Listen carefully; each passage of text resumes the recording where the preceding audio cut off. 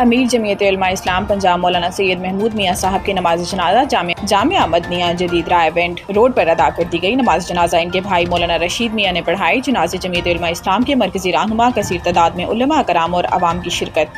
امیر جمعیت علماء اسلام پنجاب مولانا سید محمود کا گزشتہ شب انتقال ہوا۔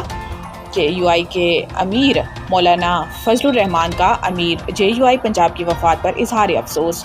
مولانا فضل الرحمان کا کہنا تھا کہ مولانا سید محمود میاں عظیم محدث، عالم ربانی، بلند پایہ مدرس اور مسند طریقت کے عظیم پیشوا تھے۔ مولانا مرحوم نے زندگی بھر علوم نبویہ کی خدمت کی۔ اللہ کریم حضرت مرحوم کو اپنے شایان شان جزائے خیر عطا فرمائے۔ اللہ کریم مرحوم کی خدمات جلیلہ کو شرف قبولیت عطا فرمائے۔ مولانا سید میاں محمد رحمت اللہ کے سلسلہ و خاندان اور کارکنوں سے دلی تعزیت اور دکھ کا اظہار کرتا ہوں۔ اللہ کریم اہل خانہ کو صبر و جمیل عطا فرمائے۔